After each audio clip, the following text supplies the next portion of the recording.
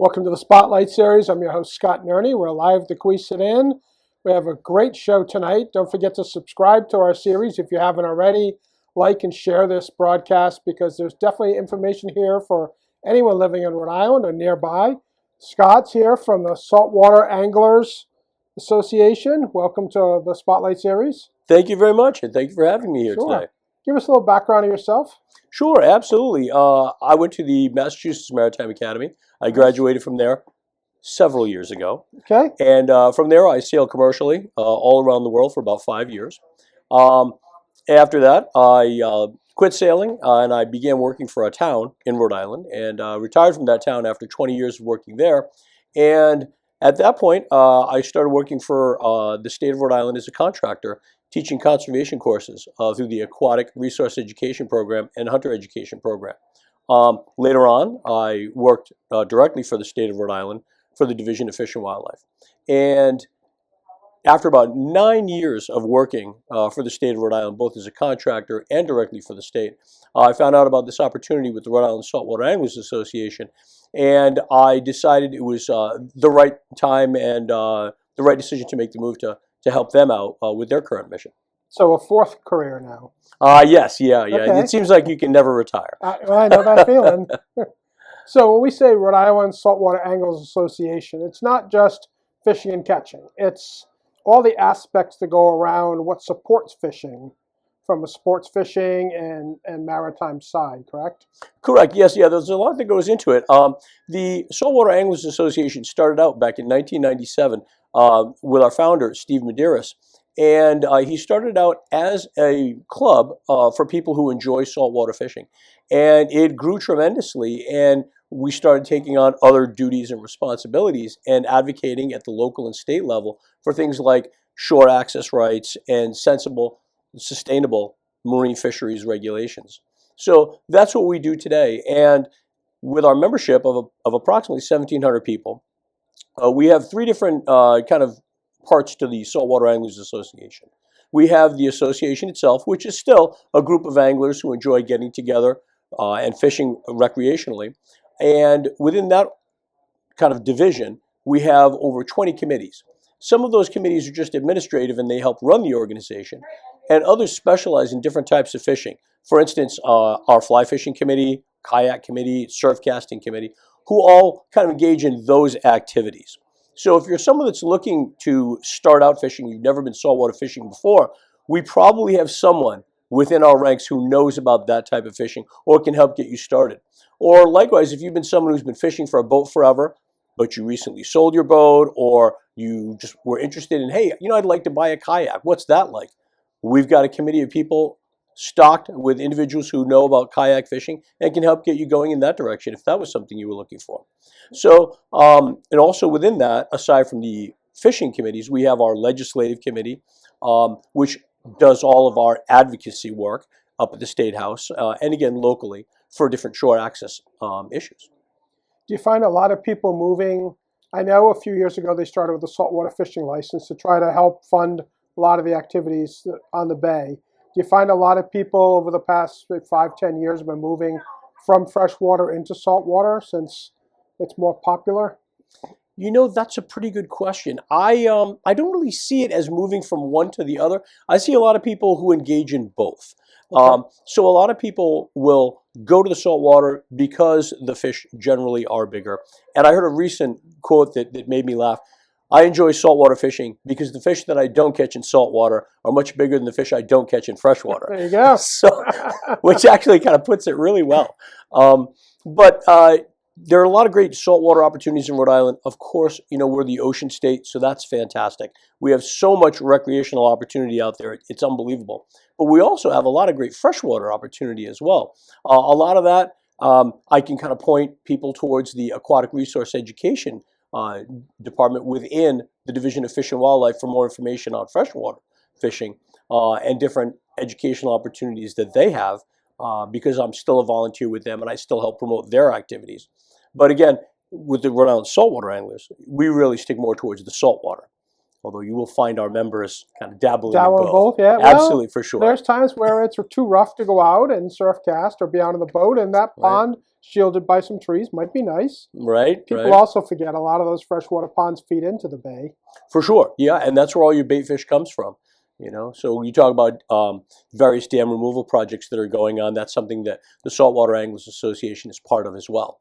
One thing I didn't mention earlier was that we have about 30 different affiliate organizations and coalition partners that we work with to advocate for those kind of things. Things like or groups like the Blackstone River Watershed Association. We work with them to kind of help things on the Blackstone River. If there are any dam removal projects that we can advocate for, we certainly be in favor of that. When you're working with a legislative group up on Smith Hill, do you feel you're getting a lot of support there? Are they kind of behind you in your efforts and what they're trying to do and pass some laws to help out? Yes, we do. We feel that they are behind us and they listen to us. One of our recent things that we advocated for was the change in the blue crab fishing law. In both Connecticut and Massachusetts, you can fish for blue crabs at night. But for some reason in Rhode Island, we had a prohibition against fishing for blue crabs at night, which is, of course, the best opportunity to get them. So we worked with the legislature to have that prohibition removed. So now we are able to fish for blue crabs at night. They don't know the best way to catch blue crabs. Go down to the marina, look for the pylons, and just get the net. It works. I That's can't what I did as a advocate kid. for which marina you're speaking of right now. Don't worry, it's changed hands 15 times since then, since I was a kid. So if you're looking at your group, I know it's a day-to-day and it's a month-to-month. Everything changes kind of priorities based upon the season. But if you looked at long spectrum over the next 5 years, what would your group really like to accomplish? I think we want to reach out to the urban communities within Rhode Island. And that's an underrepresented group in angling, either freshwater or saltwater. And I'm sure you've heard of the locavore movement, where people are sourcing their foods more locally to where they live. And in Rhode Island, like I mentioned earlier, we are the ocean state. And for a relatively low amount of money, you can invest in a pole and a reel, and we can get you out on the water, and I can show you places that you can fish and show you how to fish for them. And you can obtain that locally sourced protein to help feed your family. And I think that's something that everybody would really be receptive to, especially with the economy the way it is now. Everything is so expensive. And almost any fish you're going to catch, you can eat. There's a few that really aren't that great, but for the most part, if you're saltwater fishing and catching something, you can probably eat it. Right, yeah, there's a lot of great fish out there in the bay. And again, it all comes down from freshwater, right, with the bait fish that come down. And when we look towards what we're putting into our bodies, everything out there is fresh. It's right here for us. Even the shellfish in Rhode Island is fantastic. Yeah. So it's just a great opportunity out there for Rhode Islanders to take advantage of. One of the things that you're very well known for, and maybe some people, I know one year I went just to go ooh and ah, is the Saltwater Anglers Show. Correct. So tell us a little bit about that. Sure. So the New England Saltwater Fishing Show, the 2025 show, which is coming up March 7th through the 9th, will be our 21st annual show. So it's a big event for us this year. Last year was my first year in an administrative role for the organization. So that was my first time really kind of running a big show of that size, and it was amazing. So this year, we're streamlining a few processes, and we think things are going to be bigger and better than ever. But again, looking at last year's numbers, we had about 10,000 people in the door, just under that per our ticket sales. But on Sundays, women and children 12 and under are free. So it's tough when you're counting ticket sales to get an accurate number when one of the days, 2/3 of your demographic isn't counted at all. We have over 200 exhibitors come from all over the country with all kinds of gear and equipment, everything from boats to rods to reels to terminal tackle, everything under the sun. And for some reason, I don't know why it is, you have to have a pickle vendor. And I don't know why at a saltwater show you have to have a pickle vendor, but I was really tasked with that last year. So I have a reliable pickle source. So we have that at the show as well. And, I've been in the past, and one of the things that I noticed was they had, I would call them exhibits, demonstrations. There was a few guys showing, which I thought originally, oh, this guy's going to show how to cast a plug on the concrete. What sense? But it works. They're showing you how to use some of the equipment, different ways than you would have, or ways to be safe with equipment. To me, those are the priceless components that you're looking at an industry specialist that's really showcasing, what the best way to do things is. And I commend you guys for having that type of thing. It's not just look at stuff you may not afford and just kind of ooh and ah. There's a little bit of everything for everybody. Right, absolutely. Yeah, you'll find high-end items there, and you'll find things that are a little more moderately priced. That way, again, like you said, there's something for everybody there. We do have a full seminar schedule with experts from the industry speaking on all kinds of topics there. The seminar list is not available on the show website, but all the other information is. Hopefully, I'll be able to get that seminar schedule up there. And the website for the show is nesaltwatershow.com, and that will take you right to the show.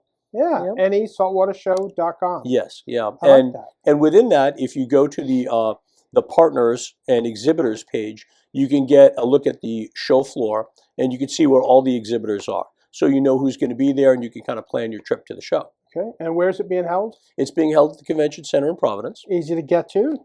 Parking's right there. Right, yeah, absolutely, yeah. Another great thing about the show that I noticed last year, I'm not sure if it was because we were just coming out of COVID or not, but in the past when I've gone to the show, I'd see people, walking out with 2 rods, maybe 3, maybe a bag or 2 of something that they purchased. Last year, I think the guy with the most rods leaving that show, I believe had like 14 rods, all bundled together. And people were walking out with all kinds of materials and bags. And I'm not sure if it was, again, just because we came out of COVID, or people were just, I'm stocking up for everything that I can. And come Saturday afternoon, I had 2 different exhibitors approach me and say, we sold out of everything. What do we do now? So for the exhibitors and the vendors that we have, it's a fantastic opportunity for them as well. Right now, we're about 90% sold out for the show. So if you're an exhibitor, or you're someone who wants to be a vendor, if you have a bait and tackle shop, or even if you just make plugs or something, in your basement or in your garage, I'd recommend reaching out to me as soon as possible to get a booth for the show before it goes. I know one year we went and we hooked up with a, pardon the pun, deep sea fishing shark captain. And we went out and we had a fantastic time. We would have never found him if it wasn't for your show. Right, yeah. Catching a 120-pound mako shark. And as my wife, I tell the story that we traded poles to bring it in because it took quite a while. And my job was to lasso the tail. And she said, you can't tell me that kind of thing anymore. Next time you go shark fishing, just tell me you're going regular fishing. So, okay. But yeah, there's a little bit of everything there. Yeah, absolutely. It's funny that you mentioned sharks. I have a good friend, Steve Skenyon, who tags sharks for research. So I've been out with him several times, and we tag sharks. We've tagged a few makos in the past. Again, very, very adventurous. Not for the beginning angler. No, not at all. When he said that head's going to come up, you need to lasso the tail fast. Even though there was a hook and a gaff in him, he said he's going to come take your arm off if you're not fast. And I can imagine when your friend tagging him, he's fast. Right, yeah. I remember the first shark that we caught.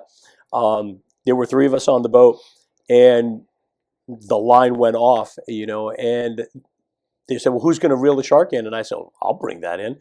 So they handed me the rod, and then they hooked the belt around me, secured the rod to the belt, secured me to the boat. And it was then that I thought, wait a minute. What am I doing here right now? This shark may weigh as much as you. Right, absolutely, and he has the pulling power on his side. Right, yeah. And I'm really hoping that these clips are going to hold me into this boat. But fantastic. What an experience, and something that's right here in Rhode Island waters. So again, there's so much adventure and excitement out there. I really recommend the outdoors in every way for people. I've always been a fan of the outdoors, whether it's on land, freshwater, saltwater, whatever it is. Outdoor recreation is the best, far and beyond anything else. And well, especially since, with the waters being so clean as they are, you can go out and you could decide one Saturday, I'm going to go out and get some clams or call hogs right from the shore. There's plenty of locations for that, thanks to the efforts you folks have been doing. And then you could decide, I want to go out to one of the islands. I want to catch some fish. We'll do a little fry out on the island where it's safe and, pull the boat right up. Or you could go on one of the party boats out of Point Judith or Galilee. There's so much to do based upon, what we have here. Right, right. And again, if you had your own boat, there's a lot of activities you could do. but don't feel like you have to have a boat to enjoy those Right. things, because you can just head right out to the coastline. There are plenty of areas that you can head to. You could walk down the Point Judith rocks and hopefully not fall in. Absolutely, be As careful. I did as a kid, Yes, yeah. be careful. Those rocks are slippery. Indeed, Satrist is another great place to go in Middletown. There's so many shoreside areas that you can hit to either fish or just go have a nice evening, with friends or family. That's why we're always advocating for access to the shore. Right. Bristol is one community that I would have to point out that has a phenomenal program. Their harbor master's office actually has a line item in their budget to clear and keep clean and maintain rights of way to the water. Whereas you see some other communities in Rhode Island that are, they have a different stance towards shoreside access Right. for everyone, So it's great that we have, leaders like Bristol to kind of guide the way. Right. So give us the website for the saltwater anglers. Absolutely. It's www.risaa.org. Okay. And you can find information about the association. You can find my contact information there as well if you have any questions about the association, or if you wanted to reach out to me for any reason. We are going to be revamping the website, so we're going to have more things and more resources on it, even for people on our public page. So if you're not a member, you'll be able to see some things coming up that we'll have there that you can use as a resource if you're a new angler. Okay. And within our members area, we're going to expand that and have just much more there for our members. And Scott, one of the questions is, what's the cost for membership into the Rhode Island Saltwater Anglers? Gotcha. So for a regular membership, that'd be an adult under the age of 65, would be $60 per year. Anyone 65 or older, it would be $35 for a senior membership. And under a membership, you can have as many junior members that you wanted. So say, for example, you were someone who had several grandchildren, let's say 5 grandchildren. You can have all 5 of them listed underneath you for free. So all the junior members are free. And what's great about the junior membership is they can participate in our annual tournament and our other junior tournaments that we have throughout the year. And at our annual banquet, which will be in April this year, they have a chance to win some great awards, for Nice. participation in the tournaments. And what's the benefits to the members, besides helping a fantastic cause and everything you look out for? What do they also receive? Well, there are so many benefits. So I guess I would kind of start and say our membership magazine is really top-notch. And I did bring a copy today to give you. We have fantastic stories. They're usually seasonally appropriate based on what the fishery is offering at that time. We also have a membership benefit program for a lot of bait and tackle shops that are filled. You buy tackle or you buy things for fishing, then you're going to get a discount when you check out, which is always great for everyone. Sure.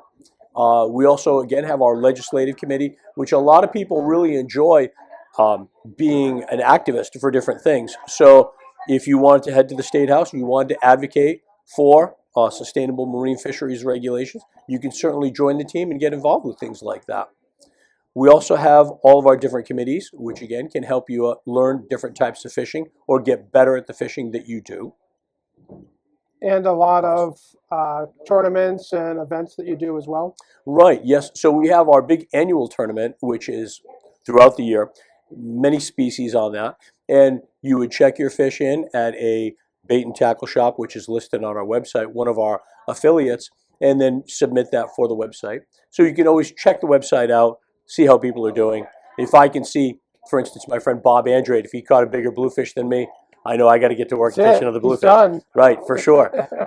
So that's a great thing to do. There's a lot of camaraderie there based on our tournaments. We also have several species-specific tournaments throughout the year. We also have various charter trips throughout the year as well. So we heavily subsidize the trips that we have for our membership. So if we're taking a large charter boat out, it's generally about half the cost for a member to take the RISAA trip and go out than they would pay if they just went and signed up for the trip on their own. And those are exclusive for the RISAA membership. We book the boat entirely, and then we fill it with membership. Some of the trips that are super popular would be the squid trip. That fills out almost instantaneously. Our tautog trip, also super popular. So there's 4 or 5 of them throughout the year that we have, again, species specific. They're fantastic. Again, a lot of great camaraderie. Sometimes we go and we have a fantastic boat ride. Other times we Yes. catch a lot of fish. I've been there. First time I ever went as a kid, my dad said, "Well, don't touch the rail with your hands." So I didn't touch the rail with my hands. Realized there's hot water running through there because we're on a cod trip. Yep. But yeah, I mean, getting on there with a whole bunch of folks that are like-minded is really got to be a camaraderie and really helpful to everybody swapping stories and talking about their various communities that they're in. Right, and there's always something going on. Someone's using something with glitter. Someone's using something in a different color. There's always some tip you're picking up here or there. Yeah. Also, we have a lot of volunteer opportunities as well. In speaking of the show, you can imagine it takes a lot to put that show on. Right. We have about 120 to 125 volunteers to make that show happen every year. So where do we get those people from? We get them from our membership, So if you wanted to be part of something like that, it's very rewarding. It's fantastic to have that inside, view and perspective on something of that size. It's really amazing. We also have, I mentioned before, our youth fishing camp that we have at the end of June in Warwick every year, where we take 50 youth throughout the region. We show them how to fish over a 3-day period. It's always something to kind of pass on that knowledge to the next generation. And I know I find that very rewarding. I've caught most of the fish that I'm going to catch, already. So it's great to see someone else catch their first fish. So it's always paying it forward and always trying to help other people out. Nice. Yeah. The show one more time, website? Gotcha. Yep, that's nesaltwatershow.com. Tickets for the show are going to be $15 each. Again, on Sunday, women and children under 12 are free. And we will have tickets available at the door, and you can also order them in advance through Ticketmaster. And pickles. And you can get pickles there. All right. Thanks very much, Scott. Really appreciate your time.